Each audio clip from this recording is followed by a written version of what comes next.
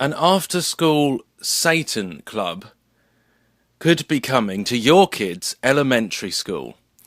This has been highly debated and discussed over the last few days in the US media, and with a little subtext, saying, oh, we don't actually believe Satan is a deity, so, when you hear a Satan club, it's not as bad as you think, which is it's kind of ridiculous because there's a whole branch of Satanism, LaVeyan Satanism, which claims itself to be non-theistic and has actually, ironically, has a lot of similarities with atheism itself in the denial of God and also in the promotion of self-indulgence. And that is the main thing here, regardless of whether or not they believe that Satan is a deity, which I think sometimes is a guise in itself.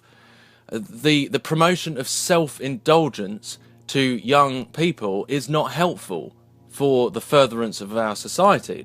Part of the reason I do think that this is a ruse anyway is because, well, for example, look at the promotional video that they released. The Satanic Temple, who's behind this after-school club, look at the promotional video that they released in conjunction with this announcement and tell me that it has nothing to do with satanic worship.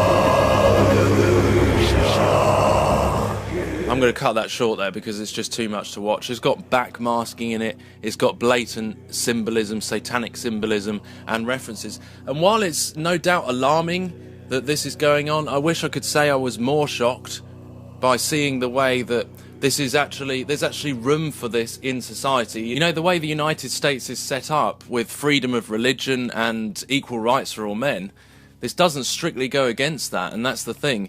The real problem here is the fact that there's room for this in society in this day and age.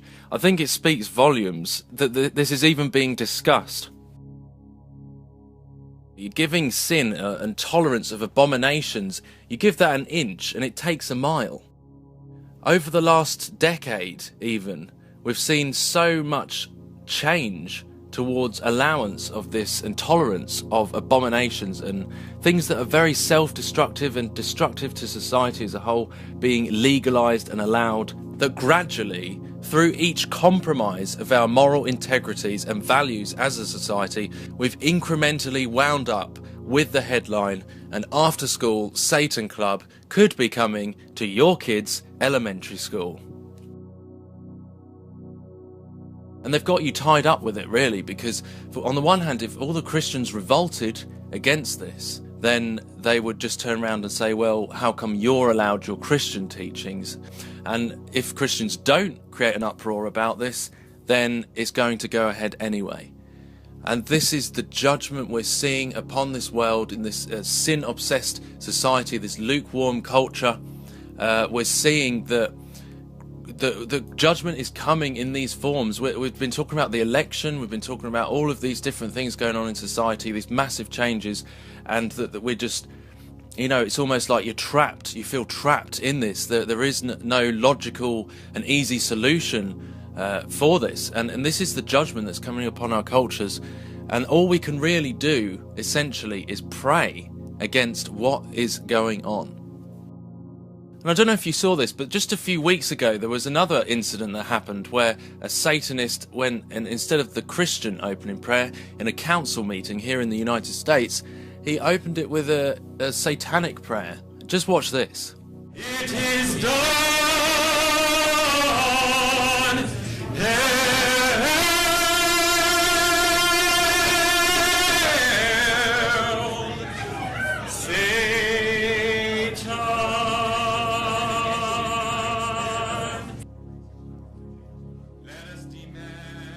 I tell you, it's only a few years ago that this stuff really would have been, of course, an uproar in society. I mean, it wouldn't have even been a thing 40, 50 years ago.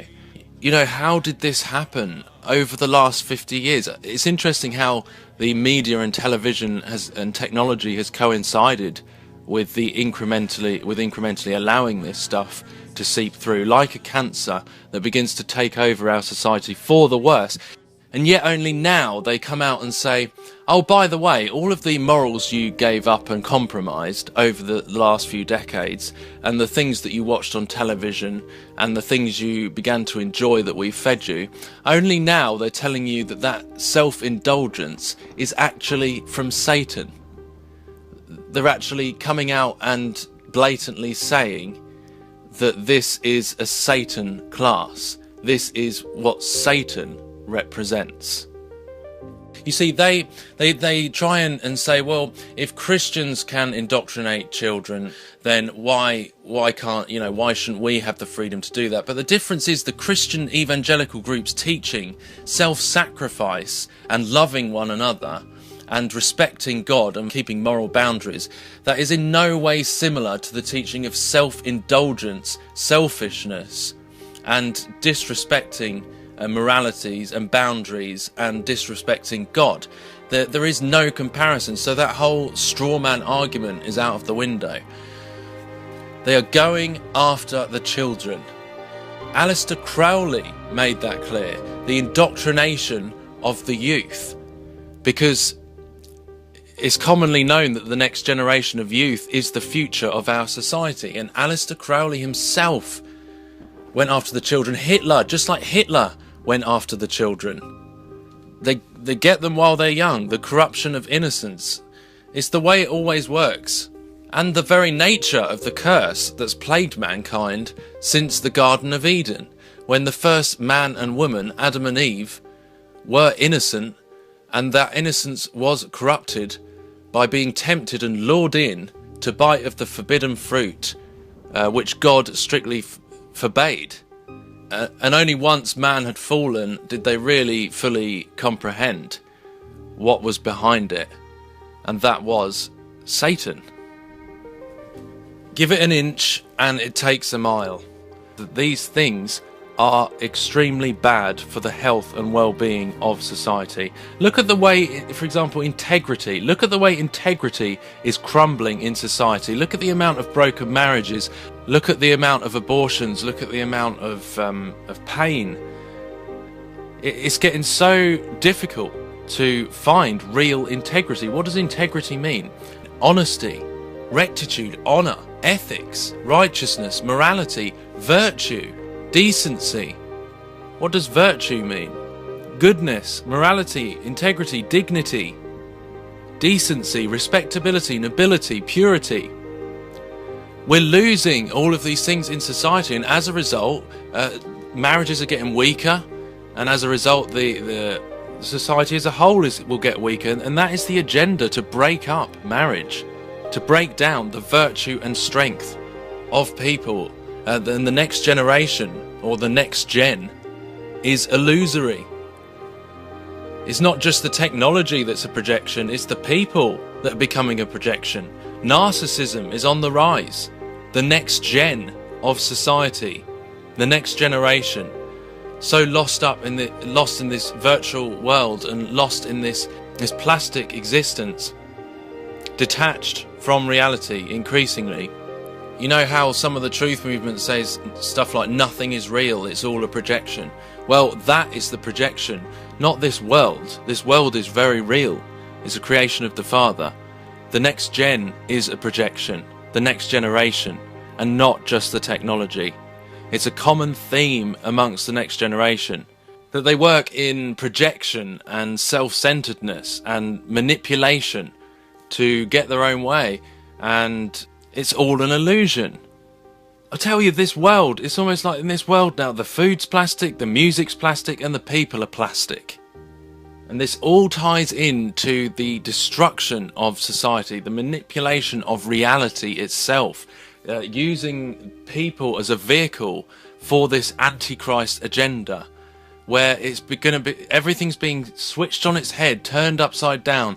It's not love for others, it's love for self. And that is exactly what we've been told in the Bible would happen in the last days. Because of the increase of wickedness, the love of most will grow cold. And the New Living Translation, sin will be rampant everywhere, and the love of many will grow cold. Because lawlessness will be increased, the love of many will grow cold.